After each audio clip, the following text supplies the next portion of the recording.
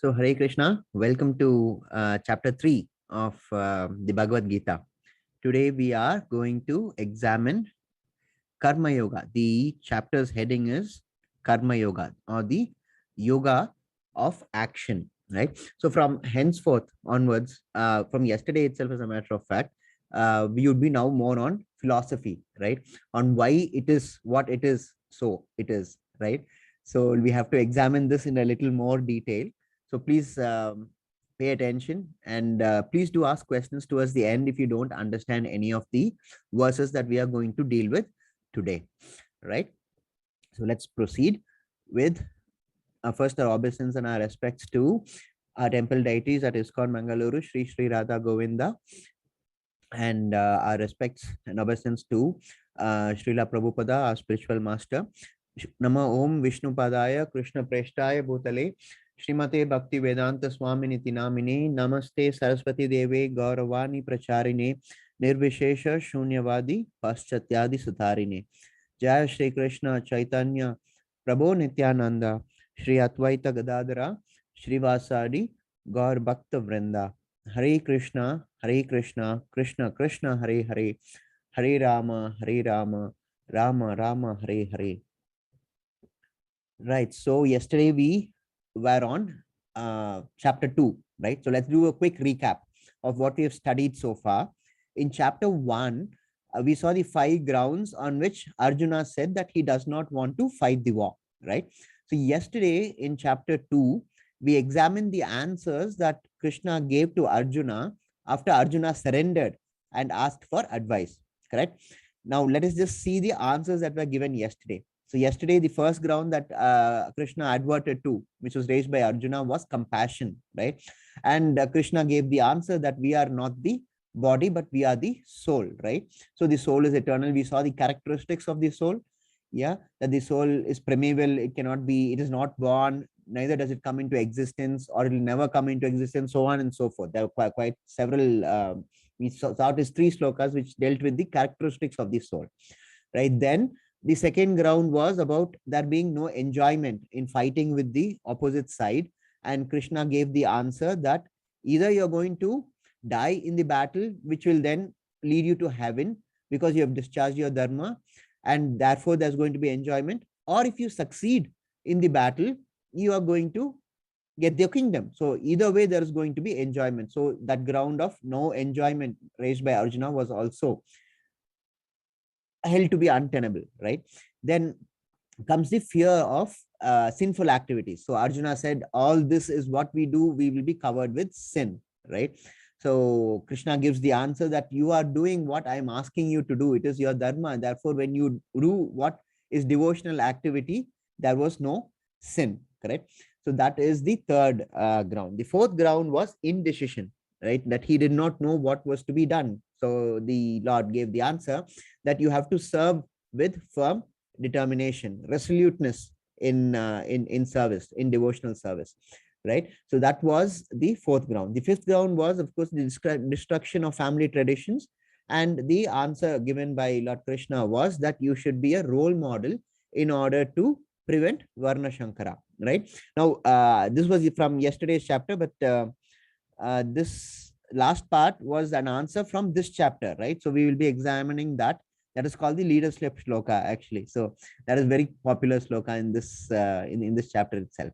And that was the first part of the chapter. So then Arjuna asks again to Krishna, how do you determine, how do you identify, what are the symptoms of a person who has all these 5 qualities? And right, and that led to explanation of this Titadir Muni, that what are the characteristics of a person who has all these 5 characteristics, who knows all these 5 elements, right?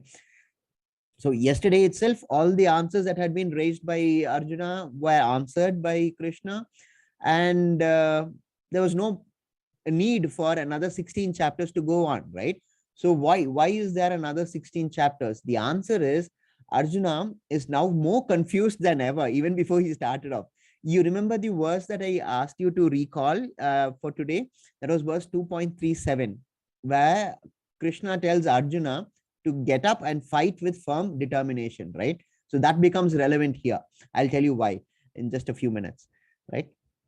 So what we are going to see today is this. This is the overview of what we are going to examine today in class, right? So the question that Arjuna starts off with is whether renunciation is better or action is better, right? So towards the end of this chapter, I hope you'll be able to understand what this chapter is actually about, right? So this is more treated more of a contents page, an overview as it were, right? So then we find, I mean, in the headings that the second point from this chapter would be whether Nishkama Karma Yoga is better or Jnana Yoga is better. Of course, we will be explaining what is Nishkama Karma Yoga and what is Jnana Yoga, right? And what is Sakama Karma Yoga, right? And then we see the third point is Karma Yoga, Karma Kanda to Karma Yoga. When Karma Kanda becomes Karma Yoga, what is Karma Kanda? What is Karma Yoga? All that we'll be examining today. And the leadership shloka is the heading 4, right? So lead by example. How do you lead by example? And what is the greatest enemy of a person, right? Who, when you know something you're doing is wrong, and yet you continue doing it, continue doing the wrong things, right? So that is the last heading that we are going to examine. So these are the 5 headings under which we will be examining today's chapter, right? So let's commence. This is Arjuna's mind right now, right? So Arjuna's mind is like this waypost, right? Thoroughly confused by Krishna's profound answers. I told you in yesterday's chapter that chapter 2 is the Sharamsh, right? That's the chapter's name, right? So that's Gita summarized. So all the elements of Gita is found in chapter 2 itself, right? So Arjuna is confused. He doesn't know because it's all profound philosophy, right? What Krishna says, he says A, B, C, D, E. These are the answers. This is the symptom, finished, right? So Arjuna is thoroughly confused. He says, no, please explain it to me further. I'm not able to understand. So that is how exactly his mind is. He's lost, he's confused, he's unsure, unclear, and perplexed, right? So this was how Arjuna was feeling, right? That's how he's explaining it to Krishna, right? Then because Krishna says 2 things here, two main things which causes confusion for Arjuna, right? First thing that Krishna said was that you are not the body, but you are the soul, correct? This knowledge, this jnana has been given by Krishna to Arjuna, clearly, right? Now, this knowledge leads to renunciation, because obviously when you're the soul, you don't really require a kingdom to rule, right? So that is the first aspect. Now, the second aspect was the Lord also says that you should serve the Lord with firm determination, correct? We saw this, the slokas from 2.11, verses from 11 to 30 of second chapter dealt with this point that you are not the body, but you are the soul, right? Now, subsequently, therein itself, another 8 verses later, Krishna says that you should fight with firm determination, right? So Arjuna is confused. He says, on one hand, you are telling me that I am the soul, not the body, which leads to renunciation. But then on the other hand, you tell me that I should fight for my kingdom. So he says he's confused, right? Yesterday we saw Tasmat Uttishta Kaunteya, right? So Krishna says, Yuddha Krita Nishchaya, right? So he says, therefore get up and fight with firm determination. Now, the dilemma that Arjuna is under is he's not able to balance these two. On one hand, Krishna says you give up, renounce. On the other hand, he says you get up and fight. So why should I fight for something that I don't actually need? Because I'm going to renounce it at the end of the day anyway, right? Because I'm the soul. I don't require a kingdom to rule if I'm the soul, right? So that is the dilemma that Arjuna is under. And that is the reason why we have another 16 chapters, correct? So what Arjuna asks for from Krishna is, you have given me so many answers in chapter 2, but I don't understand. Please tell me one, ekam vada, right? So that's the next phrase, next verse, right? So he says, Arjuna, this is verse 3.1, the first verse of this chapter, right? So Arjuna said, oh Janardana, oh Keshava, why do you want me to engage in this ghastly warfare if you think that intelligence is better than fruitive work, right? So this is the first verse of this chapter. So as I was mentioning, this is what I gave you earlier was the background in which this was spoken. As I mentioned, in the last chapter, from verses 11 to 30, Krishna says you are the soul, right? Soul means you don't need a kingdom, right? Because only it's the body which needs a kingdom. So therefore, that is the first aspect. Now, the second aspect is Krishna says you have to get up and fight, right? So, as I said, Arjuna is not able to balance these two things. So he says, tell me only one, right? So then 3.2, my intelligence is bewildered by your equivocal instructions. Please tell me decisively which will be most beneficial for me. So Nishchat, right? So that is what Arjuna is asking from Krishna. Tell me one. Ekam vada nishchit. Here, see, it's in red. That's why it's in red. Ekam vada nishchitya. Right. So Arjuna is asking Krishna, please don't tell me all these confusing things. I'm very confused as it is. So tell me decisively which is more beneficial for me. Right. So that was the introduction to chapter 3. Right. So let's see. How does it go further? Right now, I'm sure this is a good slide. Okay, so I'm sure your answers will be interesting. Post it on the chat box. What comes to mind when you see this person? What comes to mind? You just examine this person. He appears to be a sadhu. He's got a phone on his hand. He's got a cigarette on the other finger. He's got a kamandalam also. He's a sannyasi, right? At least he appears to be so. So what comes to your mind immediately when you see this? Can you please post on the chat box? Start typing. No answers. What comes to your mind? Not focused, doing multiple things. Excellent. Okay. Danvi Mai. Hare Krishna Mataji. Yes, pretender, pretend. Perfect. That was the answer I was actually looking for. Actually, Hrithik, thank you. Madhvi Mataji, thank you so much. Hare Krishna. Right. So, yes, he is a pretender, right? Now let's see, he appears to be a sannyasi, right? So what is a sannyasi? Sannyasi is a combination of two words, actually, Sat and Nyasi, right? So one who is, Sat is of course truth, right? So one who is closer to truth is a Satnyasi, which is sannyasi, right? So you look at this person, you clearly know that he is absolutely nowhere to the truth, right? See, you may restrict yourself from your senses, but the problem is if your mind starts dwelling upon it, then Krishna says you are only a pretender. The word used is mithyachar, right? Very strong words actually are used by Krishna here. And this is the verse. I'm sorry, I should have brought the verse up first. Right. So 3.6, right? Here's the word. Mithyachar is the word that Krishna uses for this, right? And this is the English translation. This is 3.6. One who restrains the senses of action, but whose mind dwells on sense objects, certainly deludes himself and is called a pretender, right?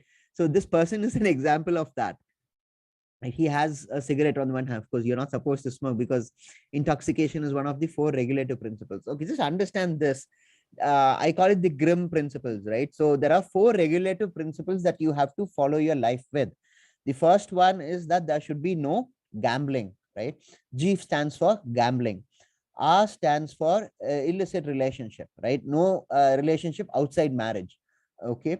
And I stands for intoxicants. Now, intoxicants are varied. It's not just alcohol and drugs, right? It can also be your tea and coffee, without which you feel your day doesn't start, right? So that is also intoxicating, right? So I stands for intoxication and M stands for meat eating, right? So you're not supposed to do any of these 4 things. And that's why I call it the Grimm principles. When it comes to these 4 aspects, you're supposed to be very grim. These are non-negotiable. If you're on the bhakti path, if you're on the spiritual path, if you want to be on the spiritual path, these are basic things that you should follow, right? Okay, getting back to the chapter. Now, as I was saying, 3.6, Krishna is saying that if you restrain your senses, but if your mind dwells upon it, still then you are only a pretender, right? So Krishna uses very strong words for Arjuna to emphasize the importance of the verse, right? For all intents and purposes, Krishna is seriously chiding Arjuna here. He's basically calling Arjuna a hypocrite. Now, what is the reason for this strong chiding, right? So Arjuna, by his very nature, is a Kshatriya, right? And his dharma is for action, right? And so Krishna says, you must act, do your duty, right? If you simply renounce action, you will fail in your duty, right? As your mind will still be on the action because he's a Kshatriya, right? So obviously, automatically, his mind will always be on the action part of it. So because action is in his very nature, Krishna says you can't just renounce and walk out, right, of the battle. So you remember yesterday there was a very important sloka, right? This is a very popular sloka also. It comes in chapter 2, which is verse 47. Karma neva dikaraste ma phalesu kadachana ma karma phalehe trubru mati sangos tava karmani, right? That sloka, it's a very popular sloka, right? Anyone who had watched Mahabharata, the earlier one by B.R. Chopra, this is the verse it starts off with, right? So that translation is that you have a right to do your prescribed duty, right? But you are not entitled to the fruits of your action. So you should not expect any fruit of your action. Your duty is to do your duty, right? You have a right to perform your duty, right? But this fruits that we want from that duty, the result of the duty, that you should not be attached to, right? That's the first two lines. Now the next two lines are that you are never the cause of the result of your activities, right? And you should never be attached to not doing your duty. So the first part is that you have a right to do your duty. The second part is that you should not be attached to the fruits of the action, right? And the third part is that you are not the cause of the result of your activities, and you should never be attached to not doing your duty. So 4 lines, 4 parts, 4 meanings, right? Now let me put this by way of an example.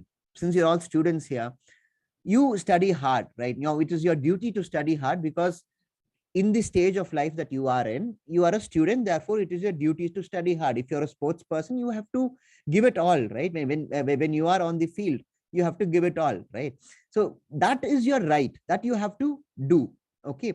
But because you have been studying hard doesn't mean that automatically you will get the first rank or the first mark, correct? Because all you have to do is study hard. But then this getting the first mark or getting the result, you should not be attached to that, because that will cause trouble, right? Because there can be other people who have been studying harder than you, right? So your duty is to do your best, right? Now if your best is not good enough at that particular stage, then so be it. That is why you should not be attached to it. See what happens when you're attached to that result, that first mark that you want to, right? You supposing you don't get it, then it leads to frustration, right? So even practically speaking, when you are attached to your fruit, the result, it causes distress, right? So Krishna says don't be attached to, you just do your duty, right? Now it's easier said than done, I understand, because you feel, oh, I have put in so much effort, I am supposed to get that first mark, how is this that I have not got it? You should have to avoid that sort of an approach. Now this comes out of practice, right? So that is something that we have to keep in mind, right? And the next part of that same example, let me take, you're studying hard and you haven't gotten that result, right? Now Krishna says in 2.47 that you should not consider yourself the cause of the result of your action. Supposing you don't get the result that you want, you don't get the first mark, what happens? You are depressed, right? Why are you depressed? You are depressed because you have attached yourself to the result. Now Krishna says just because you haven't got that first mark, it doesn't mean that you are the cause, right? There can be so many other causes. One of the other causes can be that you're not studying hard enough, or you can do better, or someone else is doing better, or perhaps someone else has a better karma than you do, and he's got a better mark. There are so many things which seem to happen apparently for no reason, right? You would have experienced it, even though you're all very young. You would have definitely experienced it in your regular day-to-day life. Things seem to happen for apparently no cause. I mean, it can be good things, it can be bad things, but then we are the ones who are labeling it as good and bad, right? Now all that will be dependent on karma. Now we've seen basically what karma is. In the first chapter, we saw karma was activity, right? Meaning of karma, the literal meaning of karma is action, activity, right? Now then you have good karma, you have bad karma. In this chapter, we'll of course see how you get over that. Now, why am I explaining so much about a verse which is from chapter 2? It's because it is pertaining to this verse here, 3.6. Now, in 3.6, Krishna is telling Arjuna that you are a Kshatriya, right? So your basic nature is to be involved in action. So because your basic nature is to be involved in action, you cannot simply renounce and walk out to the jungle and sit and meditate, right? You have to fight. That is your dharma. So Krishna says you have to do your dharma according to the Shastras, right? And therefore, Krishna says that if you fail in that duty, you will be a pretender, because your mind, though you have renounced, you feel you have renounced, your mind will still be on action, right? So a person who does not act in accordance to his mind is a pretender, right? There is an example given by Srila Prabhupada also for this, right? For example, during Ekadasi, we are supposed to refrain from eating grains, right? So supposing there's someone in the hospital who's on a forced diet, who's not given any grains, but his mind is slowly counting down the time to eat, right? Because he wants rice, right? So can you say that he is actually observing the fast voluntarily? The answer is definitely no, right? So such a person is a mithyachar, a pretender, right? Prabhupada says that such a person is a parasite on the society, actually. So, what is the opposite of Nrityachar? Any idea? Any inputs from the class? What is the opposite of Nrityachar? No. Okay. The opposite of Mithyachar, pretender, is Sadachar. Yes, Sadachar. Wonderful, Komal. Komal Mataji, thank you so much. Very nice. So Sadachar is the right answer. Okay, we have a few more answers. Hasita. Okay, honest and genuine person in English. Yes, that's true. I was looking for the Sanskrit equivalent. Right, very good. Janabi Mataji has also got it right. Janabi Mataji, right? Janabi means Ganga, right? Okay, so let's proceed to the next verse. That is 3.7. Right, now Krishna continues from the previous verse, 3.6. On the other hand, if a sincere person tries to control the active senses by the mind and begins karma yoga in Krishna consciousness without attachment, he is by far superior, right? So a sadachar, as I was explaining, is a person who is able to control his senses using his mind, but continues to be engaged in action, karma yoga, without attachment, right? So such a person is superior, right? That's therefore Krishna says karma yoga is more important, right? Now, what is the meaning of karma yoga?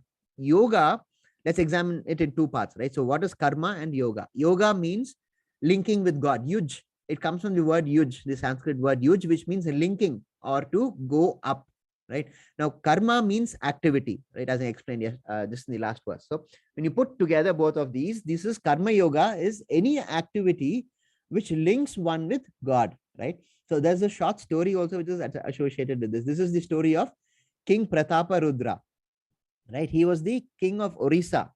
Now, this is somewhere in the 1500s, okay, year 1500s, when Chaitanya Mahaprabhu was there. He was a devotee of Chaitanya Mahaprabhu, and he sent word to Chaitanya Mahaprabhu that he wanted to have his darshan. So the king sends a few of his guards, his messengers, to request Chaitanya Mahaprabhu to come to his palace so that the king can have darshan of Chaitanya Mahaprabhu, audience of Chaitanya Mahaprabhu, right? But then when the guards and the messengers come to Chaitanya Mahaprabhu and tell that the king has summoned you to the palace, Chaitanya Mahaprabhu declined. He says, no, I am a sannyasi, and therefore it would not be proper for me to go and meet the king who is engaged in mundane affairs of the world, right? Now the king was very deeply disappointed because he did not get the darshan of Chaitanya Mahaprabhu. He was a devotee of Chaitanya Mahaprabhu after all. So he asks his advisors what is to be done, right? So his advisors tell him that the king would be able to meet Chaitanya Mahaprabhu on the yatra, on the Rath Yatra, right? The day of the Rath Yatra. In Jagannath Puri temple, we have this grand Rath Yatra, right? So every year, right? So the advisors tell the king that Chaitanya Mahaprabhu would be anyway coming for this Rath Yatra. You can get his darshan there. Now, the king was a sincere devotee of Krishna. And so on the day of Rath Yatra, the king himself took to cleaning the path in which the Rath was to traverse, right? So Chaitanya Mahaprabhu saw the king himself cleaning the road, the pathway, and he was very impressed and he was very pleased. And thereafter, it was that he was able to meet Chaitanya Mahaprabhu. Now, why did I mention the story? The story is, as a king, it is not required for him to go around sweeping the path in which the Rath was to traverse, right? But for a devotee, when the Lord is involved, everything else pales into insignificance, right? So that is the importance of the story. And here, when it's karma yoga, as I mentioned, karma is activity, right? So the king, when you involve in activities such as these, which explains or which gives importance to bhakti. You remember chapter 2, Krishna says any devotional activity is devoid of sin, right? So that was 3.7. Let's see what 3.9 says. And this is a very important verse, so please listen carefully. Work done as a sacrifice for Vishnu has to be performed. Otherwise, work causes bondage in this material world.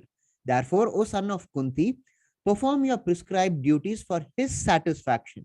And in that way, you will always remain free from bondage. Right? Very important sloka. It has a lot of practical application in our day-to-day life.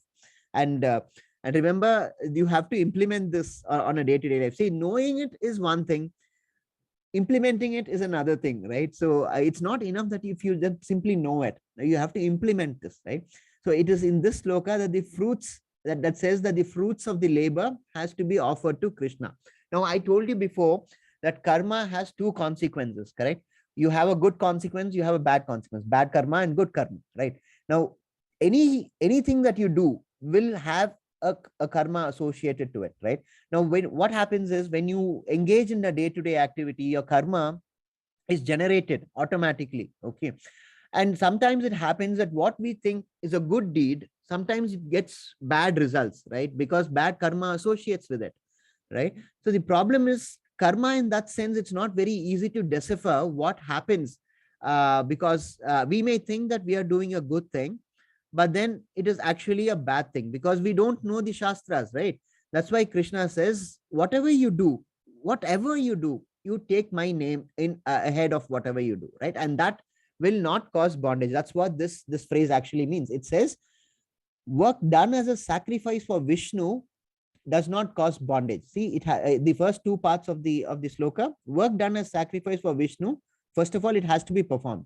Second, if it is not performed without being sacrificed for Vishnu, what happens? Otherwise, work causes bondage in this material world. Now, what is the cause or the reason for our birth and our rebirth? Now, we are all aware with this reincarnation theory, right? The person that has existed before has memories of his past life and so on. What causes this? This is the explanation. This is bad karma and good karma. So as long as you are not able to discharge all your bad karma, you keep being born again and again, right? So in order to break away from this cycle of life and death, you have to dedicate whatever you're doing to Krishna. Now, that does mean that you are doing a crime, right? And you dedicate it to Krishna and all bad karma is not attached. No, it's not like that. Okay, you cannot cheat Krishna. Krishna is the greatest cheater, right? So you cannot cheat Krishna. When I say you have to do your work, it means work as per your dharma. If you're a student, it is your duty to study properly, right? To be good, if you're good in sports, then it is your duty to give your best in the field, right? In whatever sport you're chosen, or a game. I mean, indoor game, even chess, for example, right? So it is not a negative connotation. We should keep that in mind, right? So there is a clear distinction between crimes, offenses, and also there's a clear distinction between work which is you're supposed to do as per your dharma, right? Now, when you do that work, all you have to do is you have to dedicate that work to Krishna, right? If you don't dedicate that work, Krishna says it has consequences. Supposing it creates bad karma, that bad karma is then the cause of this entire birth cycle, right? Now, what happens if you give this work to Krishna? If you dedicate this work to Krishna, Krishna says it will not cause bondage. See, here what happens is in this verse, the emphasis is on the other side. If work is not sacrificed to Krishna, the verse says it will cause bondage. Therefore, you have to perform your duties as per his satisfaction, right? So if you want to break the cycle, you have to sacrifice your work to the Lord. Then the question which arises is how to sacrifice your work to the Lord, how to sacrifice work to Krishna. Supposing you're studying, right? So just before you start studying, say Krishna Arpanam, right? And then you just start studying, right? So it's not very complicated. It's very simple thing to do. Just before you start any work, anything that you do on a regular basis, which you're supposed to do, just think of Krishna for a moment. A brief moment is good enough. So and just you just think that I'm going to do this work for you, Krishna, and you apply yourself to the work with full focus, right? As I was mentioning, work here means prescribed duty, correct? like a soldier. Let's take a soldier for example. Right now, now taken as a Kshatriya, his duty is to fight, right? To fight with the enemy at the orders of a government.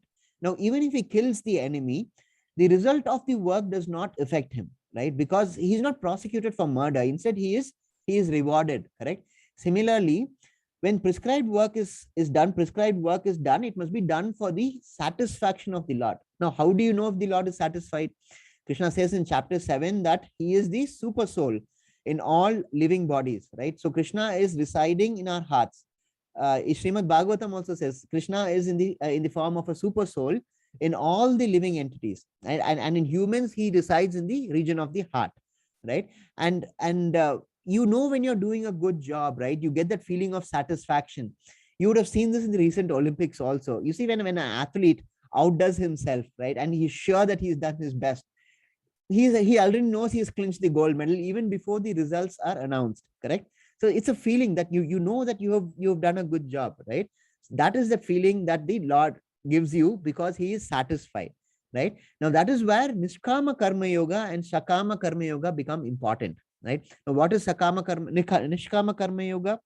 Nishkama Karma Yoga is work done for the satisfaction of Krishna according to the Varnashrama of the person, right? So when work itself is offered as devotional service, that is Nishkam Karma Yoga, right? Please understand the difference between Nishkam Karma Yoga and Sakama Karma Yoga. Nishkama Karma Yoga is when you do your work for the satisfaction of Krishna, right? That work is considered to be devotional service, right? Now, what is Sakama Karma Yoga?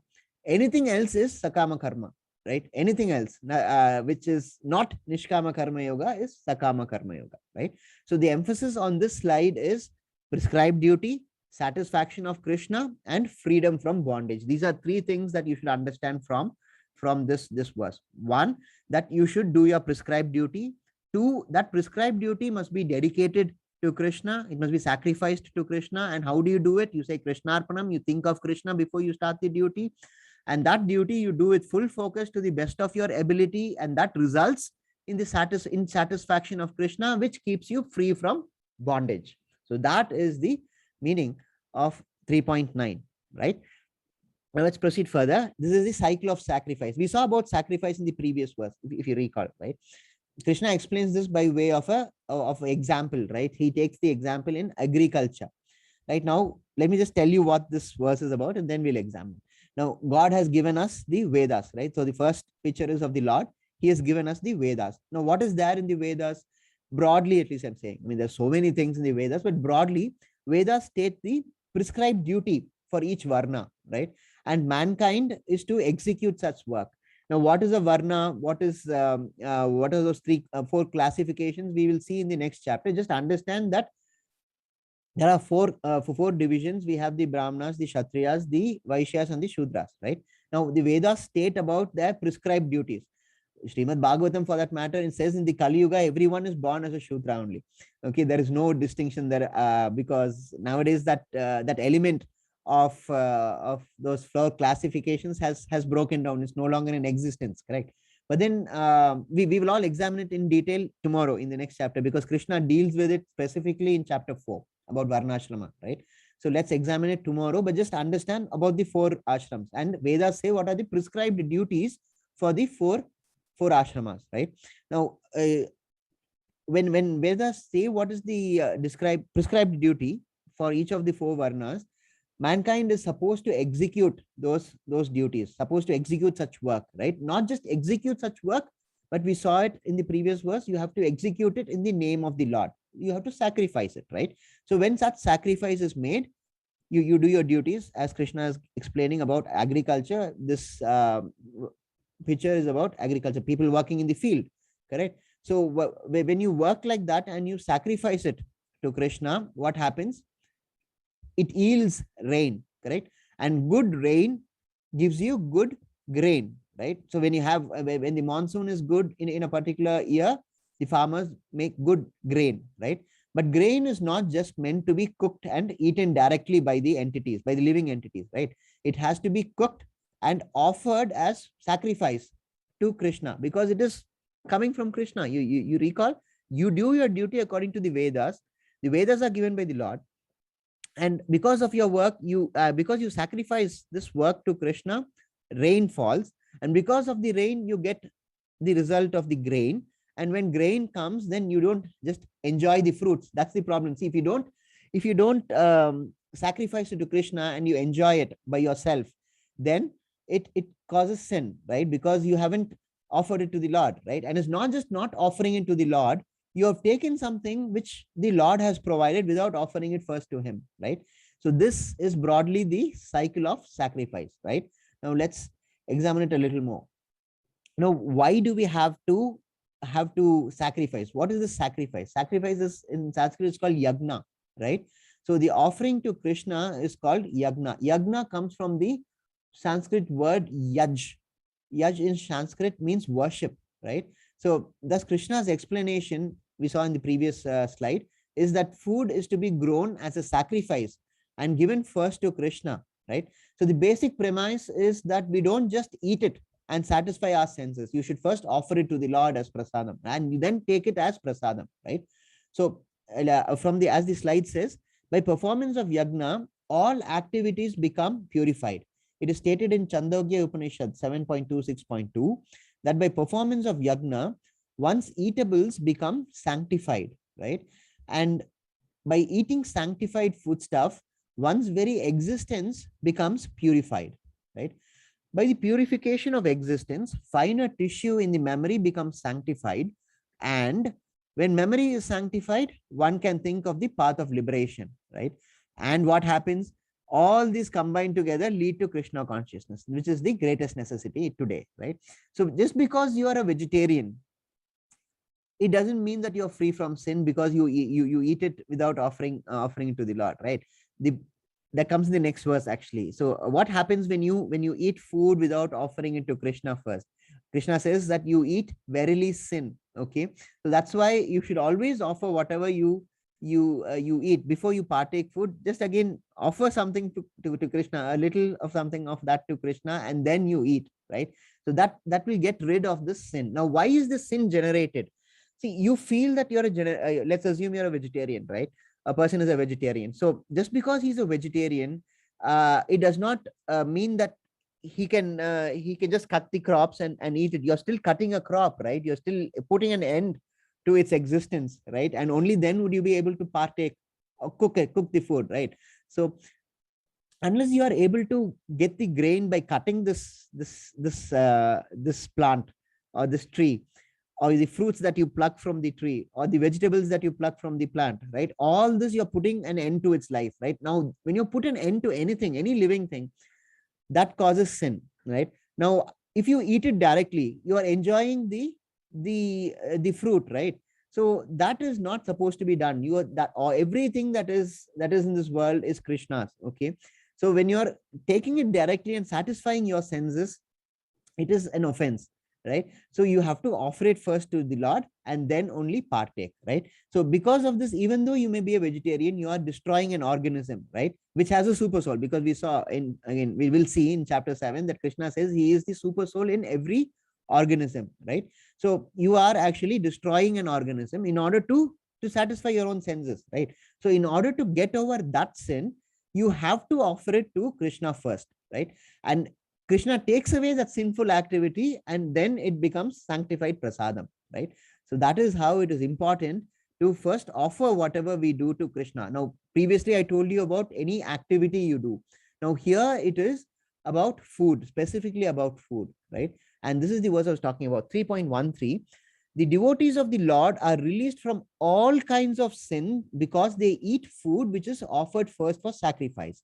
Others who prepare food for personal sense enjoyment verily eat only sin, right? So the previous two slides, the cycle of sacrifice and what I just read from the previous slide, was sort of an introduction to this verse. This is a very important instruction and something that we have to follow in our day-to-day life. It's a remarkably small thing, right? And yet we do not do this. See, supposing it may happen that you are not in a position to set aside food, especially for Krishna. Supposing you're eating out, you're in a restaurant, right? Then how do you do? Again, the same thing about work. You just think of Krishna for a moment, thank Krishna for the food, and then you eat food. right? That's it. That's very simple, actually. Just think of Krishna before you do anything. That releases you from the consequences of sin which is attached to that action. Very simple, straightforward things. Spirituality is not complicated, right? It is very simple, but the problem is we don't implement it. We know this. See, all this, I'm sure, we just being born in India, we would know of all this, but then how far do we implement it? The high status that has been accorded, all this is coming straight from Krishna himself, right? On the battlefield, imagine, and no less. Okay, so these are all things that we should implement, right? Right, let's proceed to the next sloka. This is 3.14. All living bodies subsist on food grains which are produced from rains. Rains are produced by performance of yajna, sacrifice, and yajna is born of prescribed duties. So this was the cycle of sacrifice that I explained before. This is that sloka, right? Okay, so let's just take a quick diversion. Yajna Sankirtana Prarir Yajanti hi Sumedaha. Right? This is from Srimad Bhagavatam, right? Srimad Bhagavatam, the reference is also there. Canto 11, chapter 5, verse 32, right? So Meda means in this verse good brain, right? And Sumeda means very good brain. See, we should understand something very basic. For each yuga, I'm sure you all know what a yuga is, right? So we have, broadly, our understanding is that we have 4 yugas, right? So each yuga, like the first yuga was the Satya Yuga. Now primarily we are in Kali Yuga, right? You had Dwapara Yuga and Treta Yuga in between, right? Now we are in the Kali Yuga. Now in each of these yugas, there is a specified way of worship. Vedas state what is that specified way of worship. For example, in the Satya Yuga, it was meditation, right? It suited that person who lived in Satya Yuga to meditate, because they used to live a long life, right? For example, in the second Yuga, Rama ruled for 11,000 years. They had enormously long lifespans, right? So meditation for them was the recommended way of worship. But then in Kali Yuga, it diminishes from Satya Yuga to Dwapara to Treta to Kali Yuga. It starts diminishing. Your life, a person's lifespan now is put maximum at what, at 100, 120. Maximum is 120, right? So not more than 120. So, and in this yuga, because of all these restrictions we have, the best way of worship, Krishna says, it's said in Srimad Bhagavatam, is the chanting of the Lord's name, right? The holy name of Krishna, right? So this verse is only explained in part. Now the other part of this verse in Srimad Bhagavatam, which I just quoted, explains that Sri Chaitanya Mahaprabhu is Krishna himself, right? So we will look up all those aspects in the forthcoming chapters. This is sort of a deviation, because I didn't want to overload philosophy onto this young group of devotees we have, right? So this, just treat this as a little of introduction to the subsequent chapters that we will be having, right? Krishna also says in Bhagavad Gita chapter 10, this is in chapter 10 verse 25. Krishna says that he is the holy name. There's no difference between Krishna and his holy name, right? Often there's a challenge which is imposed, which is issued, saying that where is it written in Bhagavad Gita that chanting is important? It's written in 10.25, right? So Krishna says that of all sacrifices, I am the chant. So that's why Hare Krishna Mahamantra, which you see from the screen, is so very important and relevant in this age of Kali Yuga, right? We will examine all this in detail, right? Now let's proceed to the next part. This is 3.19. And conclusion of the first part, right? Next part is the leadership sloka. So this concludes the first part of this chapter, right? So 3.19 is, therefore, without being attached to the fruits of activities, one should act as a matter of duty, for by working without attachment, one attains the Supreme. So who is the Supreme here? The Supreme here is Lord Krishna, right? And how do you attain him? You work without being attached to the fruit of the activities. Way back to 2.47 Karmanevadhikaraste, right? So by working without attachment, one can attain the Supreme. Now this is to be understood in the context of Arjuna's question, right? So his question, if you recall, in the first verse was, what should I do? Should I act or should I renounce? Right? The categorical answer here is that you should act, but you should act in such a way that you are not attached to the fruits of that activity, right? That is, you should be engaged in Nishkama Karma Yoga, activity which does not lead to bondage.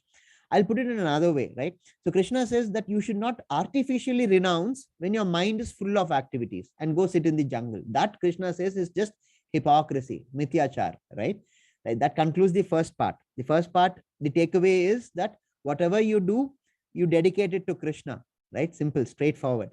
Whether you eat, whether you work, whether you study, whether you play, all you do, you dedicate it to Krishna, because Krishna protects you from the sin part of it, Rico. Because whatever activity we do, it has consequences.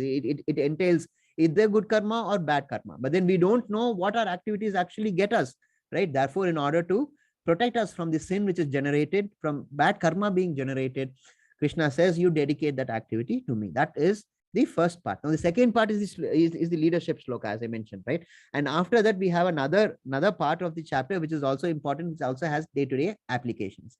Let's examine the second part, this leadership shloka. Whatever action is performed by a great man, common men follow in his footsteps.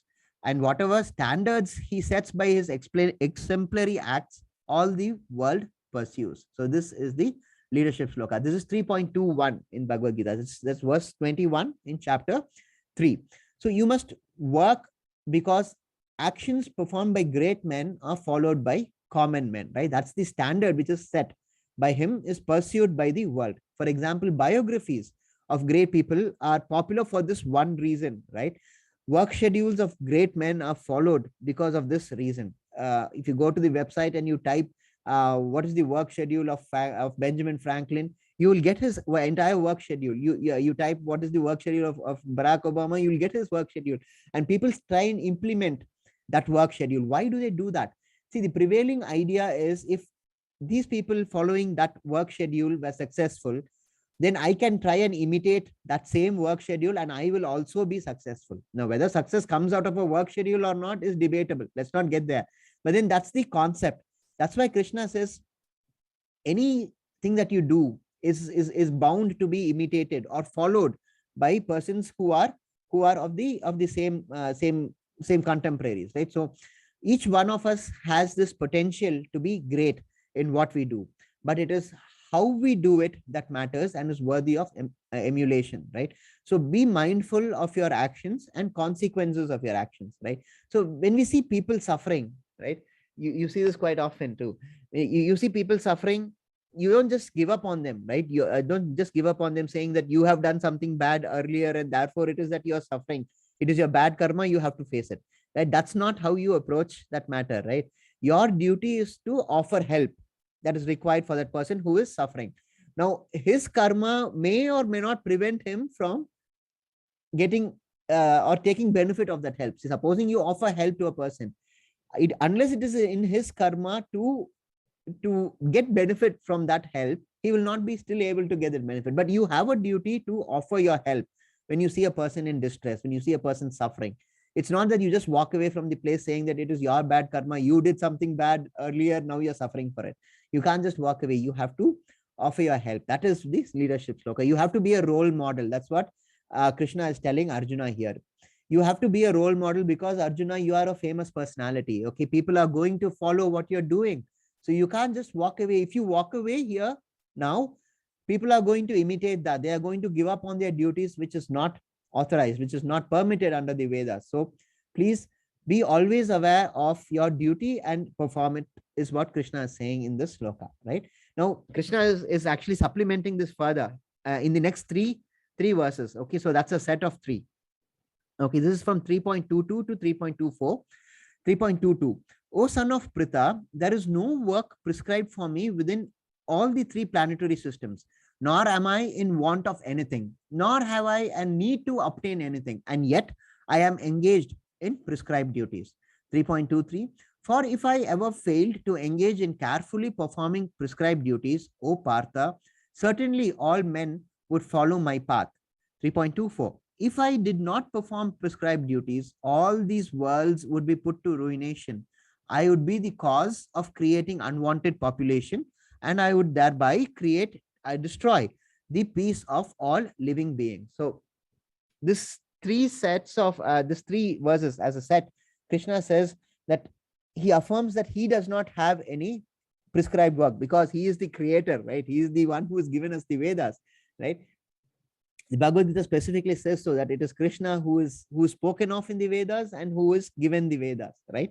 So he is the one who has created everything. So for him, as such, there is no prescribed work, right? Then he refers back to this leadership sloka and reflects upon his responsibility. Krishna speaks of the consequences of what may happen if he does not do his duty. Krishna says if he does not do his duty, all the worlds would be put to ruination. See, the point is this, and this is something that you should understand. When Krishna, the Supreme Personality of Godhead, himself is so conscious of performing his duties, then there can be no excuse for anyone, right? So you have to do your duty. If you live in this planet, on planet Earth, you will use resources from planet Earth. And for those use of that resource, you have to work as a sacrifice, right? So our very existence on this planet Earth would use resources from planet Earth, right? And we have to give back to it, give it back. Therefore, that it is a cycle of sacrifice, which Krishna spoke about in the earlier verses, if you recall, right? So with that, we conclude the second chapter, second part of this chapter. Let's quickly recall. This chapter is very rich in philosophy, right? I understand there's so many things that this chapter teaches us, right? So let's just quickly recap what we have studied so far. Arjuna starts off with his confusion, right? He is asking Krishna, tell me one thing, ekam vada, should I act or should I renounce? Now Krishna chides him severely and says about mithyachar, don't be a pretender, right? Then we studied the meaning of yoga and we saw what karma yoga is. Then we also read about nishkama karma yoga, sakama karma yoga. Then we saw about the importance of sacrifice of work to Krishna and what happens if we don't sacrifice, right? Then there was an emphasis on the most important instruction, that is to offer food to Krishna before eating it. Else, what would be the result? We would be eating verily sin, right? Now, then we also saw the reason why it is so, because even if you're a vegetarian, you are putting an end to an organism. You are destroying a living organism and then satisfying your own senses, right? And that causes consequences of sin, right? So in order to be protected from that sin, you have to offer food to Krishna before partaking that food, right? Then we saw about the different prescribed worship for Kali Yuga, which is the chanting of the Lord's name. Right? So that is the, and then of course we saw the leadership sloka and the extra burden of great men who serve as examples to the general populace. So all that we saw in the first two parts of the chapter, right? The next part of the chapter is what happens when you come across a person who is attached to his the fruits of his labor. Now, so far what we have seen is that you should not be attached to the fruits of your labor, correct? Now, supposing you come across a person who works for results, who wants the first rank, and he studies only because he wants that first rank, right? Now, the categorical answer that Krishna gives is that when you come across such a person, do not stop him from working, right? But you must engage him in more work, and somehow you must diffuse the spirit of devotion, right? Now, what does Krishna mean by all this? That's what is in 3.26, right? So let's read what 3.26 says. So as not to disrupt the minds of ignorant men attached to the fruitive results of prescribed duties, a learned person should not induce them to stop work. Rather, by working in the spirit of devotion, he should engage them in all sorts of activities for gradual development of Krishna consciousness, right? So the categorical answer is that you should not try and induce him to stop. You must, on the contrary, engage him in all sorts of activities. For example, let's just take the slide itself. Just change the cursor, right? You see these two persons here, right? One is on top of the tree plucking coconuts probably, and there is another farmer here who is tilling his soil, right? Tilling the ground for agricultural purposes, right? Now let's assume that they don't know the importance of sacrificing work for Krishna and working without expectation of results, right? So we see that they're working for fruitive actions of getting money, providing for their family, and so on, right? Now a sage comes across and he watches them and he understands the position. So what should he do? He must not discourage them, saying that what you're doing is wrong and you should not be working itself in this way, right? So what he must do is he must say, very good, what you're doing is excellent, but when you pluck that tree, pluck that fruit from the tree, not pluck the tree, pluck the fruit from the tree, can you offer one of those fruits to Krishna, And to the agriculturist, he can say, can you segregate a little of the grain that you get from your soil to Krishna, for Krishna? Or can you give a little money, or segregate, set aside a little sum of money for Krishna from the money that he gets from selling his grain? So all that is infusing devotion in a person who is not aware of this fact that you have to sacrifice. You see, sometimes what happens, a person is not very spiritually inclined, right? So he doesn't understand the importance of giving, of sacrificing anything to Krishna before he does that. Now, to such a person, you should not say, oh, Krishna says in Bhagavad Gita that you have to do all this and then dedicate it to Krishna, right? Dedicate this and then only do, right? For him, he will not be able to accept that. So what you do is you tell him, please segregate just one fruit. How does it matter for you?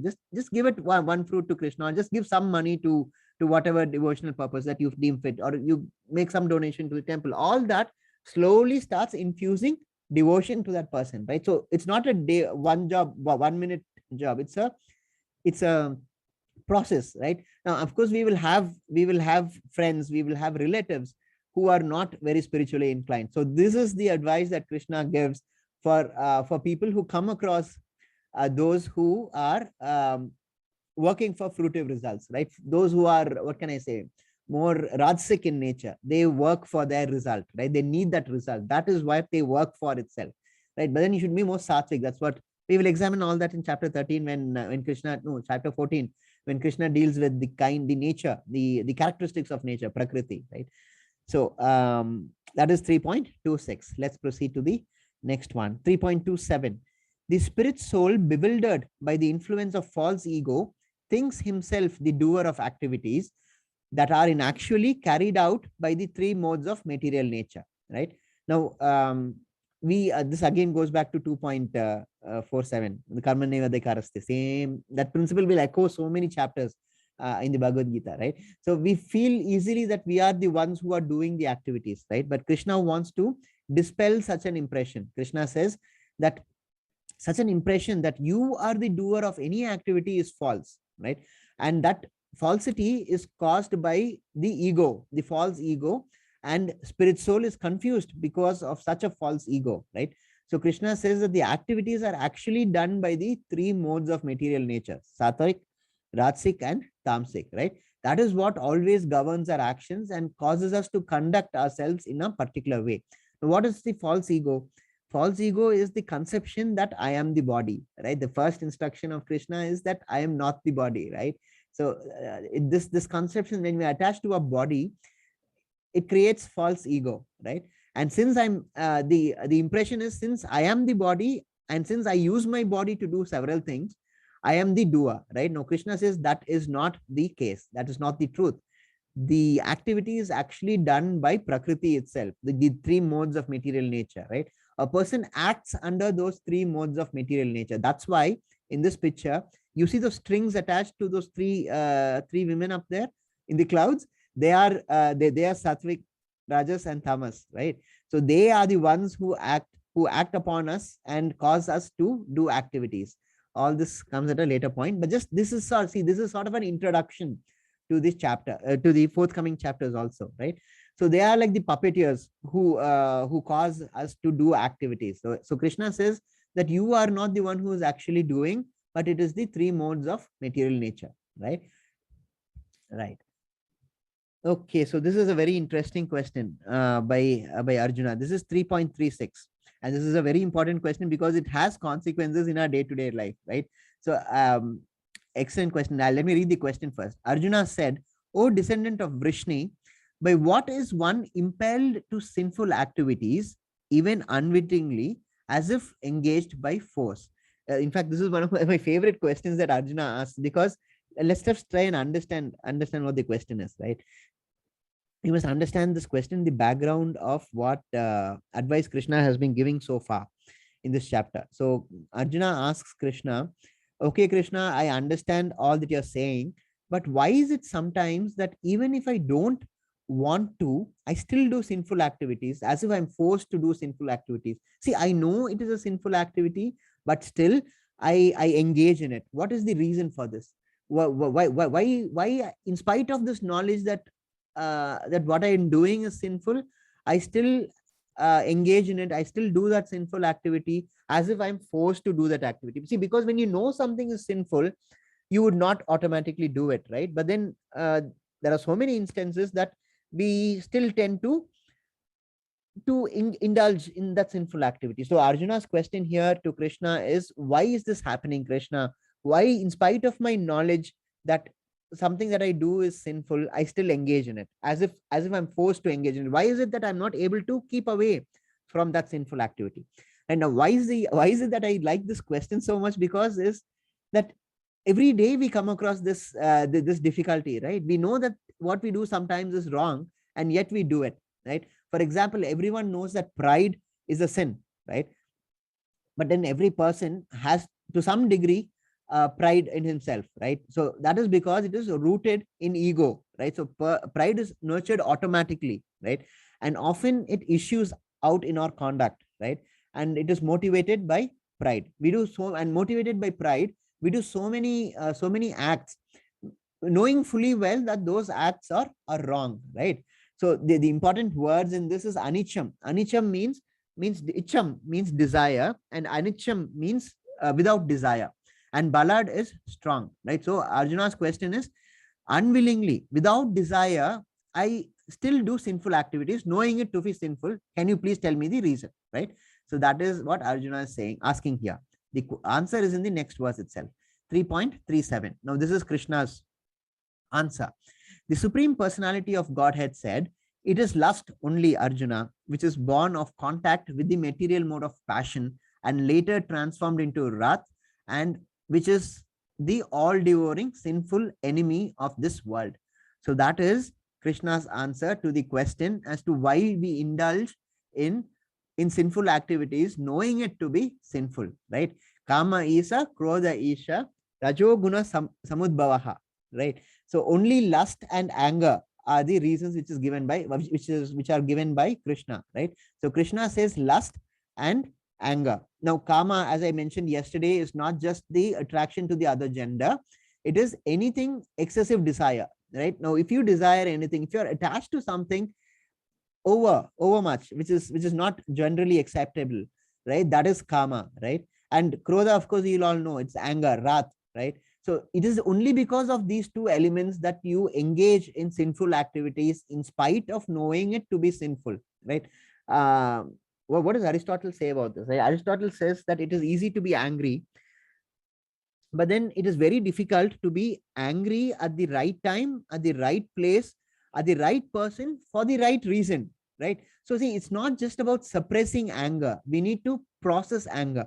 Anger is like a sneeze, right? You cannot control it. It will happen. It is an emotion, right? So we're all human beings, so we are bound by emotions, right? So it's like, as I was mentioning, it's like a sneeze. You can't control it, right? But we should be aware that we are angry, right? You should be mentally aware at 3 stages. Think about before, before doing something, you should think about it, right? That is the first stage, when you should be mentally aware of it. And then you should be mentally aware while you're doing it, and you should also be mentally aware after having done it, right? So you can't just tell someone to stop coughing. It is similar to anger, right? It's an emotion. But by being aware that you are in that situation, just examine it, right, for a second, if it is justified. And also remember what Aristotle says, right? It's easy to be angry, but then anger should be applied at the right place, at the right time, to the right person, and at the right time, and at the right reason, right? So unnecessary pain, a lot of unnecessary pain would be avoided if for a second, if you just pause. Very difficult to do, right? That's why they say you count 1 to 10 when you're angry, and then speak, right? So that's for this reason, right? That comes straight out of Bhagavad Gita, isn't it? From this verse where Krishna says that it is wrath. One of the reasons that it is wrath also which causes you which impels you to commit a sinful act, knowing that act is sinful, right? So such awareness makes work as worship, right? It does not work doesn't automatically become worship. English has this saying that work is worship. It doesn't automatically become worship, right? Work has to be done with devotion and awareness, right? And you should sacrifice that work to the Lord. It is only then that work is considered to be worship, right? So that is 3.37, right? So let's go on to 3.41. Just another 5 minutes and we'll conclude. Therefore, O Arjuna, best of the Bharatas, in the very beginning, curb this great symbol of sin, lust, by regulating the senses and slay the destroyer of knowledge and self-realization. So previous verse, we saw that there are two reasons why we do sinful activities, knowing them to be sinful. What are these two? Lust and anger, right? Now, Krishna says that you have to control them. And how do you control them? You have to regulate your senses and control yourself, right? So curb lust at the very beginning by regulating the senses. That's what Krishna is saying, right? If you recall yesterday, the concluding verses, not the concluding verses, just before the conclusion, 62 and 63, where we saw attachment. First, we contemplation, we think about it, then thinking about it leads to attachment, attachment leads to lust, lust leads to anger, anger leads to loss of memory, bewilderment, and then you fall down into the material pool. You remember those two verses, right? So here is the same echo of the same principle, right? We are dealing with we were dealing with the Sthitadir Muni, a person who is not a Sthitadir Muni, right? So that contemplation becomes attachment, right? And attachment became lust, and so on. Right. So here two things Krishna says. First, that you have to control your senses, right?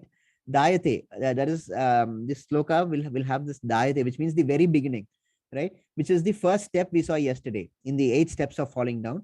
So you have to, what Krishna is saying here, I'm sorry, I lost my train of thought for a bit. So Krishna says that in this verse that you have to control your senses, right? How do you control it?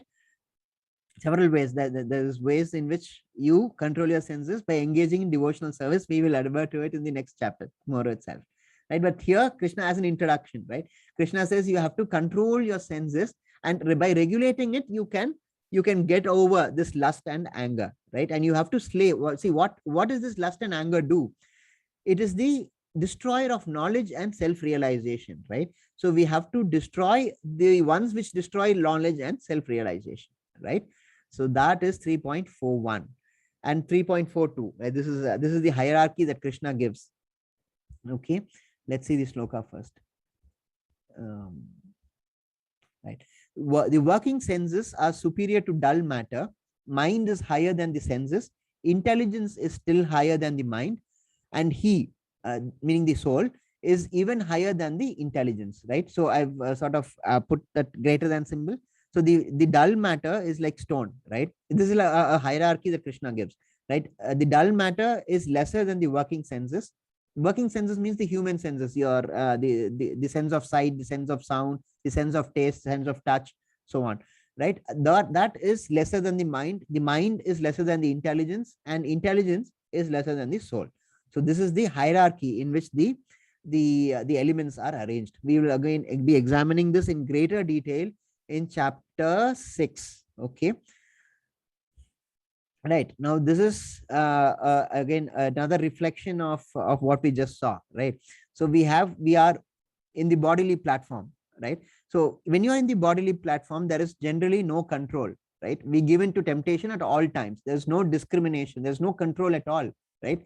Then from bodily platform we proceed to sensual platform. Now in the sensual platform, there is some mental awareness. Okay, there's some control. A person in sensual platform, he is capable of discrimination. He knows what is right and wrong, but he is not able to put it into practice, right? And it is only sometimes he is able to control his impulse. He is not very good at controlling his impulses either, right? So then comes the mental platform, right? Now, this is a platform in which there are more intelligent people, right? There is some amount of knowledge, and they are involved in activities that suit the mind, right? And then after the mental platform is the intellectual platform. Now this is more refined. Okay, they know that there is something beyond the mind, and they actively grow their intelligence to find out what it is that is just beyond reach, right? And then we come across the spiritual platform, right? This is the person who is a realized soul, who is blissful and happy at all times, right? So this is just again a hierarchy of how we go from one platform to another as we tread on this path of spirituality. Okay, and I was mentioning about the sense of touch. I mean the senses, which Krishna says in the previous verses, that you have to regulate your senses. So what are those senses, right? So this is the first. This is a picture which depicts what are the senses, right? So these 5 horses here, they are unruly horses, right? So you have the sense of sight, you have the sense of smell, you have the sense of hearing, the sense of touch, and the sense of taste. Correct? So these five senses are tremendous. Okay, they are very unruly. You have to, it's very difficult to control them. Right? Now, how do you control them? You control them with your mind. So these reins to these horses, that the rope that you hold to control the horses are called reins, right? So that is the reins that you see in the picture, that is the mind. So you have to use your mind to control your senses, right? So it is a very active process. It requires some amount of willpower. Okay. Now, mind is there, right? Then who is this person here? Now, this person here is intelligence, right? This person is trying to use the mind. So difficult it is to control those five horses that he is having a very difficult time. He knows he has to control. Intelligence knows that he has to control the five senses, but then when he tries to do it with the mind, it is a difficult task to do, right? So it is, you see his expression, right? He's having a difficult time of controlling the five senses, right? And who is this person at the end, the last person, who's like totally scared, bewildered, absolutely confused? That is the soul, right? Because the soul is dependent on all these things. Eventually you have to use all this for the benefit of the soul, right? So the soul is terrified. It's like, intelligence, please take care of the mind, and mind, please take care of the five unruly horses in front of you, right? So that is the meaning behind this picture. You have to use your intelligence to control the mind, right? See, what is the difference between intelligence and mind? The mind is more like a repository of memories. It doesn't have the power of discrimination. It does not know what is right and wrong. Okay, this knowledge of right and wrong is with intelligence, right? That's why intelligence here is acting on the mind. The mind is only a bunch of memories put together. Okay, so intelligence is when you know what is right and what is wrong, and you use your mind, those memories, to control those five horses. In here, it's a simile. Actually, it's a broad simile, right? So these horses are like the senses, the reins are like the mind, the charioteer is the intelligence, is like the intelligence, and the passenger is like the soul, right? So therefore it is a simile. Okay, right. So this is the conclusion of the chapter. Let's just quickly see what we've seen so far, right? So five headings we had. Renunciation or action was the first question that Arjuna asks. So Krishna says action is better, but what sort of action? Nishkama karma yoga, that is action without attachment to the fruits of the result, and action which is sacrificed to Krishna. That action is better, Krishna says, than jnana yoga, right? Then we saw how and when action which is performed and how it becomes karma yoga, right? So when you do activities which are not dedicated to Krishna, that is just mere karma kanda, right? Now that when you dedicate it to Krishna, it becomes karma yoga, because you connect with Lord, right? So yoga is a connection. It goes up, right? So it is karma yoga. So then we saw the leadership sloka, and then we concluded with the greatest enemy. Who is the greatest enemy? Can you just say in the chat box, who are the greatest enemies quickly? And we'll conclude the chapter.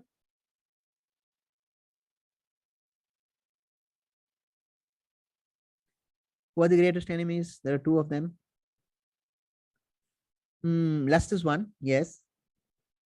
And anger. Yes. Wonderful. Excellent. Excellent. Okay. So we'll conclude the chapter now. The respects for the gurus who have taught us all this.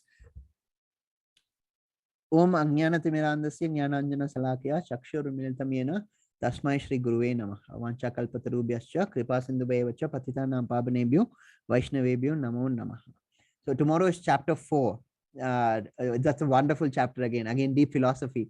We will learn about the history of Bhagavad Gita, the four sampradayas, lifespans of Brahma, and mind-boggling time. Believe me, it's like time beyond imagination, right?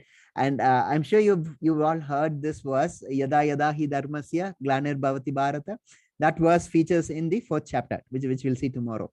Then we see the difference between Vishnu and Krishna and us, right? And what is the use of knowing Krishna, right? Importantly, and to some extent controversially also, we will deal with the creation, the purpose, and the basis of Varnashrama system, the system which gives us the division of Brahmanas, Shudras, Vaishyas, and Kshatriyas, right? And how Bhagavad Gita deals with this. We also see tomorrow what is karma, what is vikarma, and what is akarma, right? And also the importance of spiritual guru, his characteristics, and how to choose a spiritual guru, and how to conduct oneself with our teachers, right? So all this we will examine tomorrow, right? So please, it's an important chapter, don't miss, right? So let me stop sharing. Hare Krishna. Thank you so much for joining. Just hold on. I think we have Ashtakam today. Hare Krishna Mataji. Hare Krishna Prabhuji. I'm not sure about it. I've asked. Is Roshna Mataji here? I can't see her, Prabhuji. Okay, then let's then go on to the question and answer session. I hope it was clear. A lot of questions I expect, because this chapter is such. I mean, henceforth, most of the chapters would require some amount of explanation. I mean, which is what I did in the class, hopefully. But the understanding of that explanation may require further explanation, right? So let's see. Any raised hands first, please? Let us have an interaction. Don't just keep posting it in the chat box. It's easier to ask questions, right? So it's like a conversation. So please raise your hands first if you have any questions, and then we will take up chat questions. No Devotees can raise hands for asking a question, please.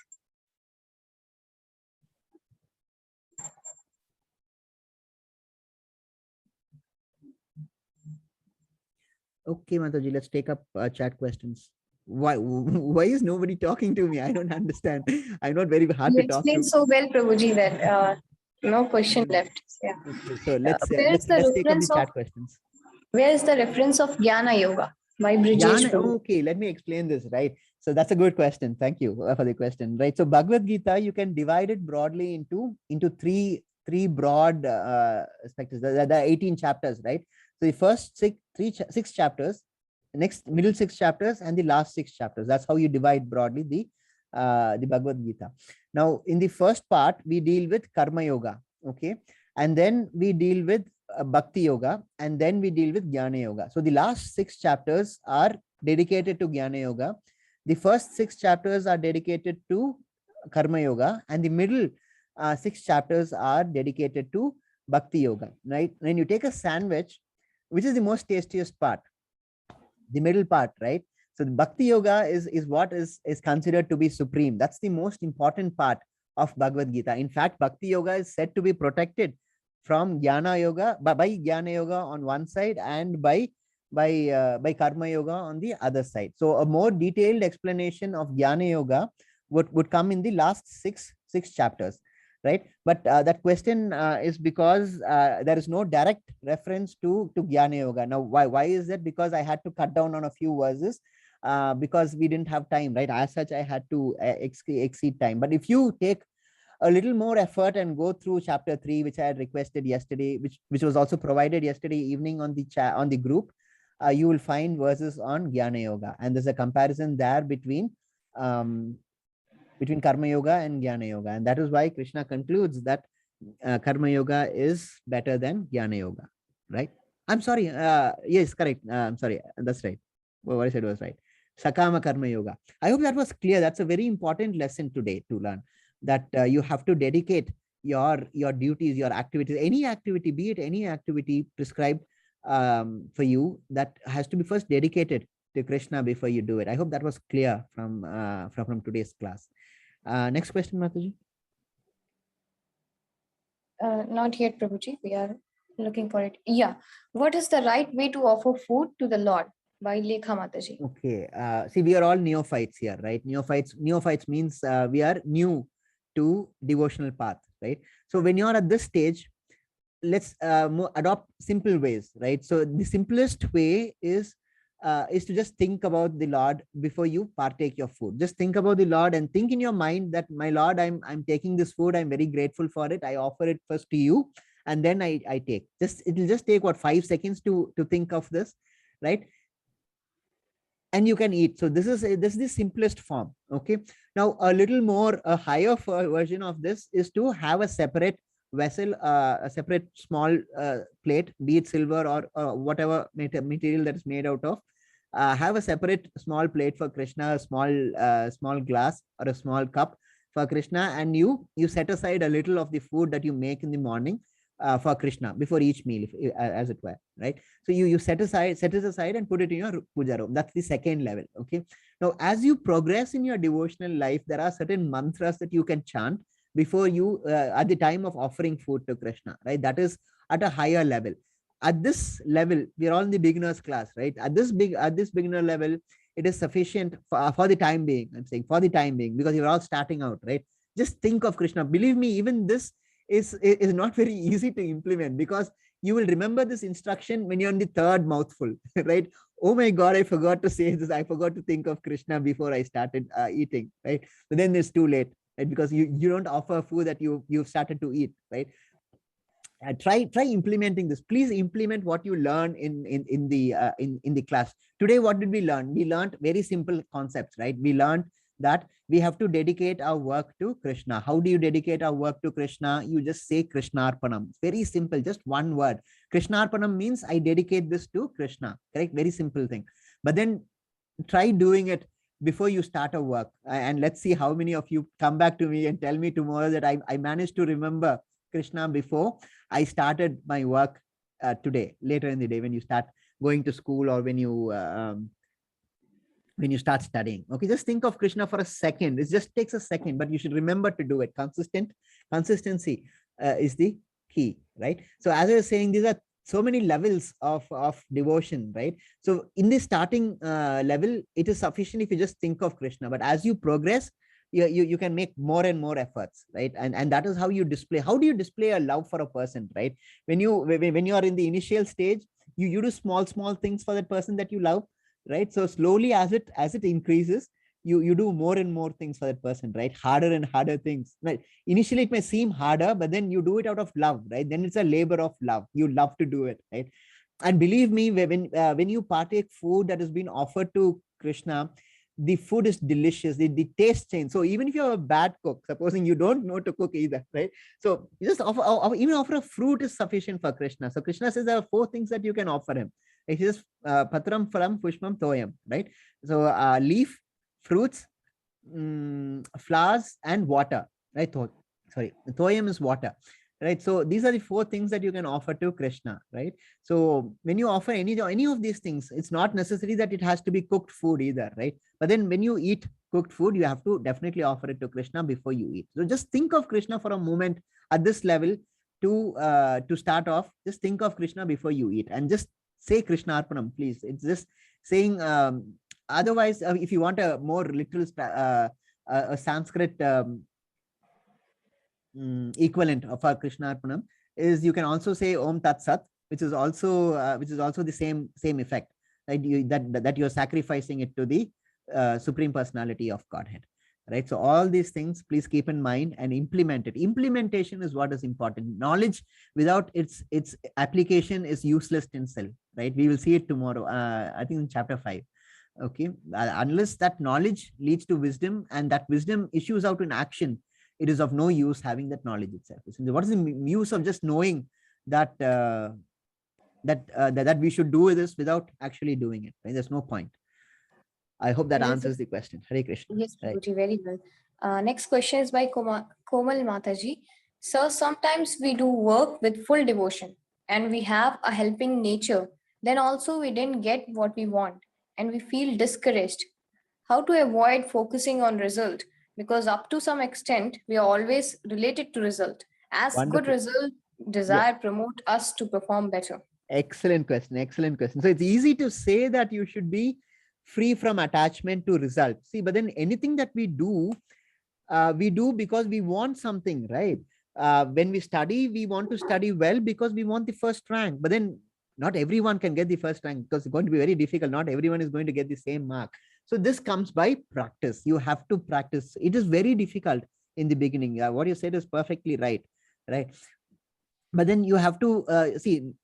It is how do I put this in a more understandable way, right? So I can put it like this. Initially, when you start learning something, it is difficult, correct? It doesn't come easily. For example, you take any language. You start to learn from the alphabets, right? Then you have to keep practicing that alphabet. You have to keep writing. You have to get used to the script. I'm talking about languages which have a script, not French and not French especially, because that doesn't have any script of its own. It's just English letters, right?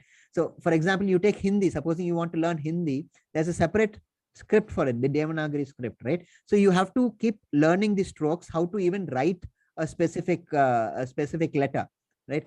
Now initially you will find it difficult, right? But then as you practice, it becomes more and more easier, right? It becomes easier, right?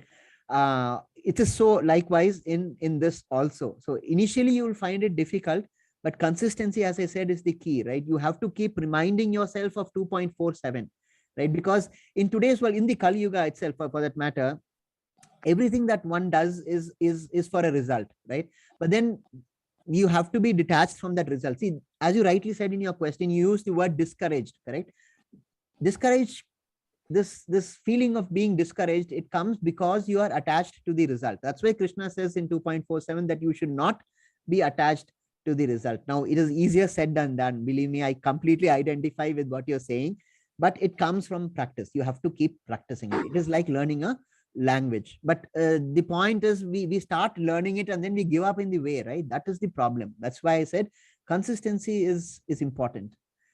Okay, so it is difficult, but you have to keep at it, right? And it becomes easier. It only becomes easier as you keep at it, right?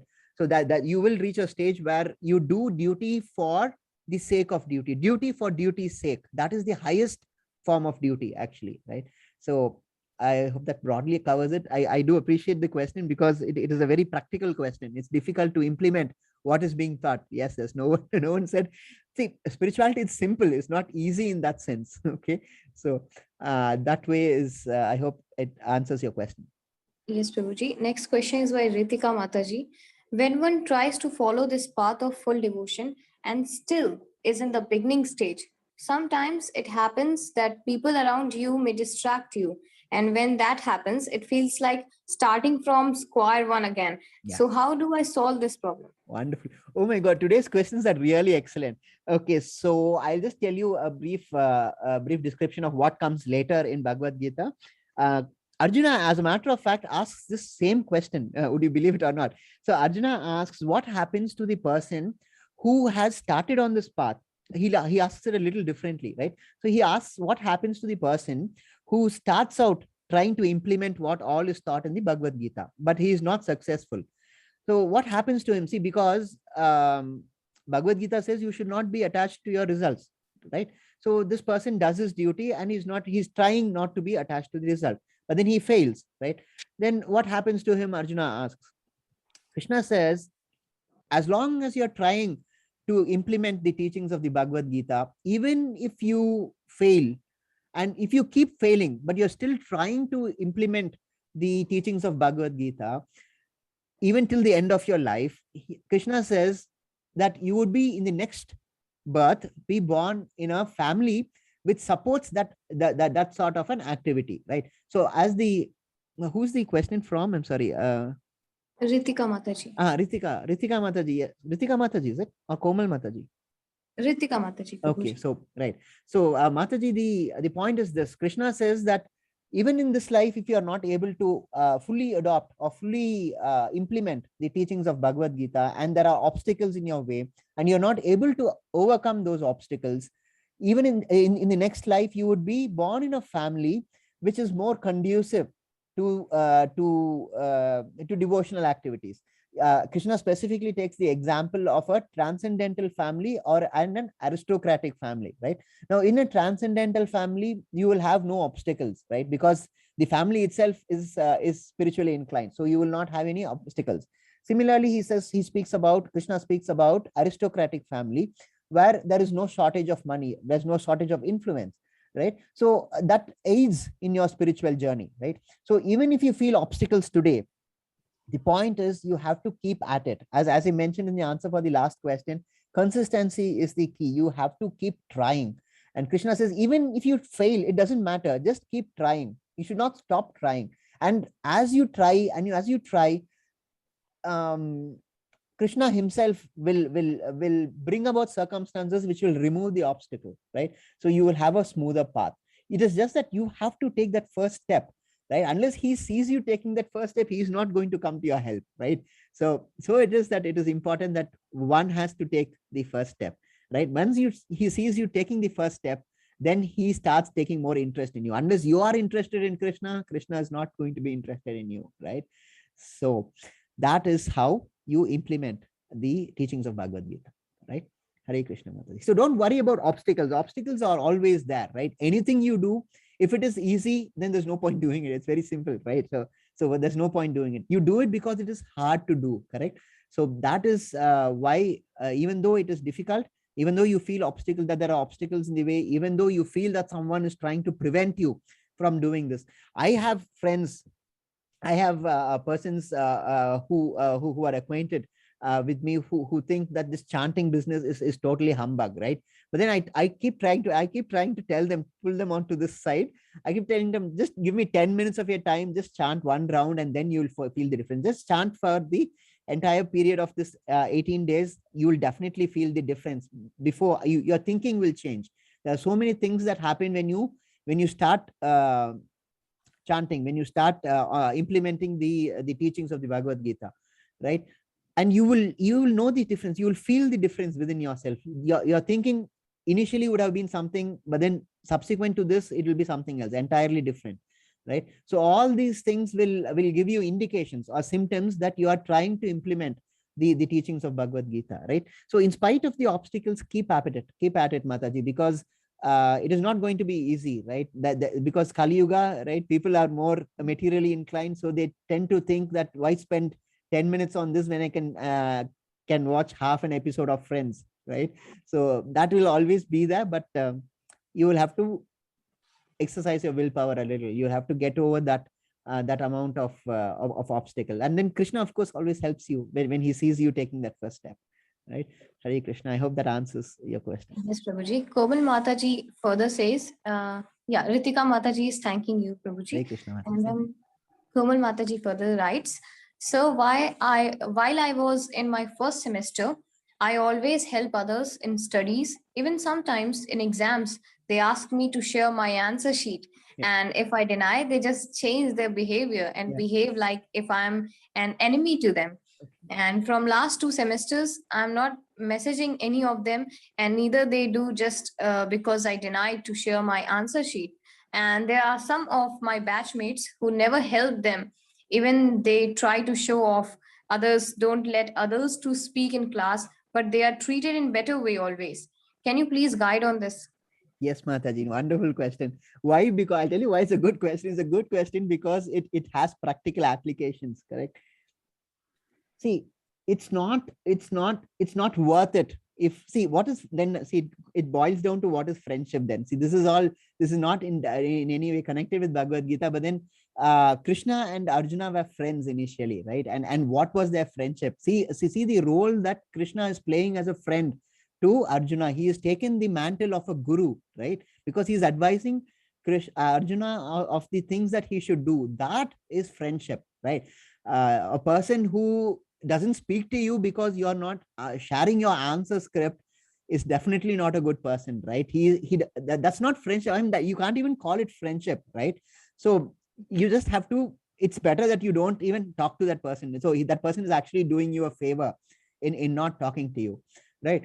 And in so far as the other category is concerned, that persons who are showing off have a better friend circle. We don't know what is going on in that friend circle, right? We don't know what is transpiring there. There is no personal knowledge. So in this class, we are more on principles, right? So unless you know more details about it, I will not be able to advise you what goes on there. But the problem, as I see it, is that this problem of comparison. Mataji, you should understand that friendship is at a very high degree, right? A friend has to look out for the other friend, not just derive benefit from him and then not talk to him if that friend denies him any benefit. That is not what is friendship. So unless that is clear, don't call anybody a friend, right? A friendship transcends all these material expectations. You don't be a friend to someone else because you're getting answers from him in an examination. And besides, see, what you're doing is also not correct, right? You're not supposed to cheat in an examination, right? That is also wrong. So a person who says that unless you cheat, and you show me the answers, I'm not going to talk to you. He's definitely not a friend. He's definitely not a good person, right? So if it's possible, try and advise him or her that what he or she is doing is incorrect. And if they don't listen to it, just leave it at that. That self-realization has to come on its own, right?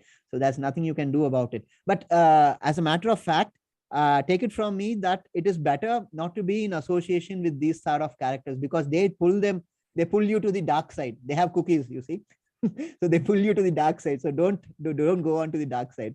I'm sure if any one of you are Star Wars fans, they would understand what the dark side is, right? So don't go to the dark side, right? So just stay where you are. You're doing a wonderful job, and don't compare with others. See, you may think that person is showing off. That is your understanding. We don't know actually what is actually transpiring between those two people, right? That is those people who are friends with, allegedly friends with the other person who is showing off. We don't know that. So don't compare. See, comparing is one of the basic evils of our society. So let's not go there. You only compare yourself with yourself. You should be a better version of what you are today, tomorrow, right? So tomorrow is a day when you should be better than what you were today. All this is easy to say. I know it's difficult to implement, but as I was saying, the underlying, the golden thread is consistency. Try, please try. Unless you try, you will not know if you're making progress, right?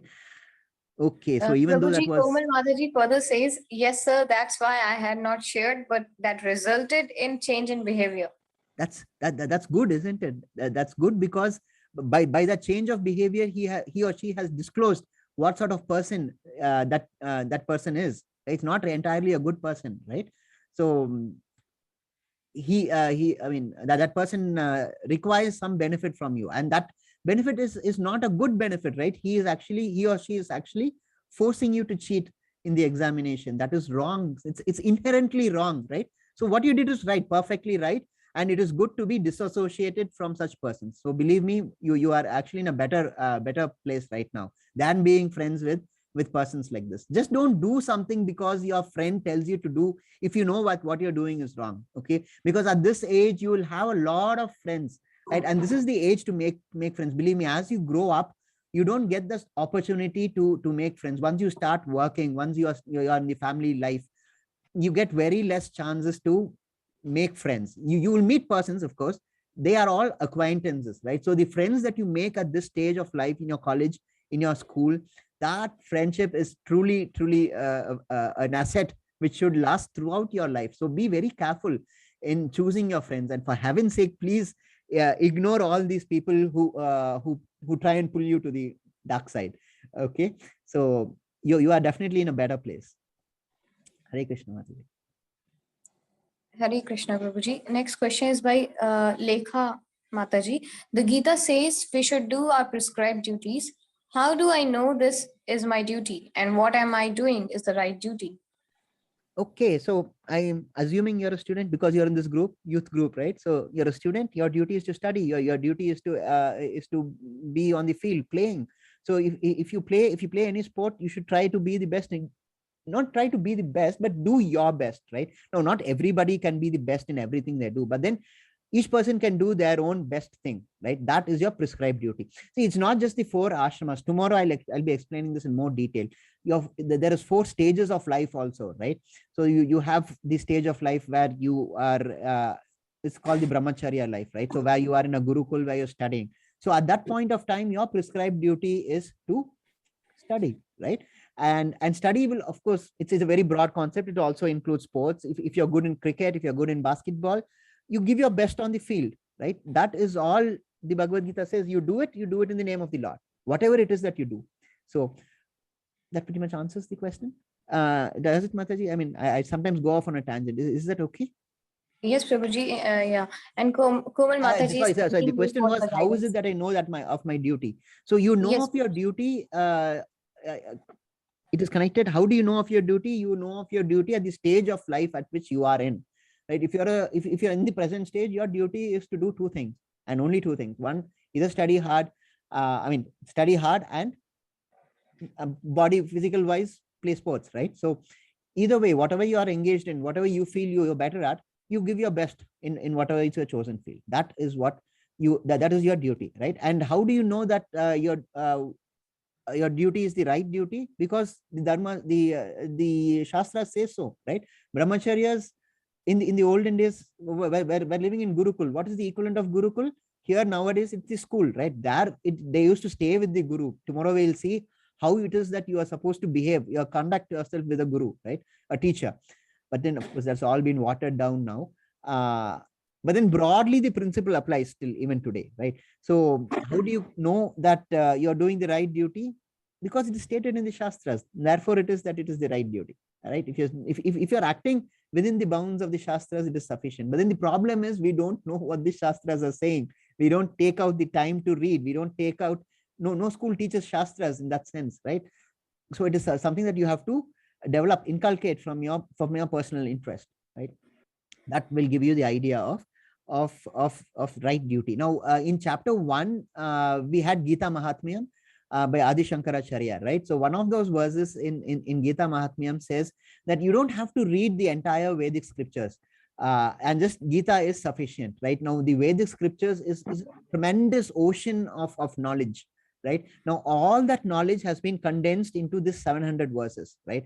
Now all Adi Shankaracharya is saying is, please, you don't have to read the entire ocean. You don't have to even take a boat and go on that ocean of knowledge. Just apply yourself to these 700 verses. So this entire 700 verses is the crux. So when I say you should start reading the shastras, I don't mean immediately start reading the Srimad Bhagavatam, or start reading Mahabharata, or start reading the 4 Vedas. All that is not immediately possible, though recommended. But then at least this 700 verses we should be more familiar with. And how do you get more familiar with? We have 4 levels in ISKCON. This level that you are in right now, this is the beginner's class. This is where we take 1 chapter a day, right? Now that is only the tip of the iceberg. Right? In level 2, we have 1 chapter a week, right? So instead of 1 day, it is going to be a week. So the classes will be only on Saturdays and Sundays, and 1 chapter is dealt with in that class, right? So that is level 2. Then we have level 3, where it's a topic-wise discussion. And then we have a level 4, which is more advanced on the Gita itself. So all this, if you know the Gita, you know the entire shastras, right? So all these will give you an idea of whether you're doing your right duty. But then broadly, you can understand at this stage of life, your duty is to study well and to play well, right? So that is your duty right now, right? Hare Krishna. Yes, Prabhuji. And Prabhuji, Komal Mataji is thanking you for your guidance. Thank you. Hare Krishna. I hope to answer your question. Yes, Prabhuji. And we are done? Yes, Prabhuji. Excellent. Okay. Thank you so much for joining. I have explained already what is the syllabus for tomorrow. So please do join. Very interesting chapter it is. So please do join. Again, rich in philosophy. So if you miss, it is going to be a little difficult to catch up. So please be regular and don't try and miss classes. And don't be under the impression that I can catch up with the video which is uploaded on YouTube later. Because what happens, you won't get this personal interaction, right? Though nobody's talking to me directly, but please do. I really welcome it, because that is, and see, all I see today is slides. All I see is names. I don't even see faces today. So it'll be more, it'll be nice if I can see some faces who I'm talking to, right? Because that that sort of helps me mold the teachings of Bhagavad Gita to your understanding. Okay. See, Bhagavad Gita you can teach in so many different ways. You know, in fact, Bhagavad Gita, as it is spoken nowadays, you can exclude Krishna and Arjuna and speak something in the name of Bhagavad Gita. That doesn't become Bhagavad Gita, right? Because both of them are very integral to Bhagavad Gita as it is, right? So unless I see you, I will not be able to mold that lesson a little more to your understanding. It helps me in that way, right? So if it's possible, I mean, there's no compulsion, but if it's possible, do have your cameras on, right? So Hare Krishna, thank you for joining. Let's all meet tomorrow.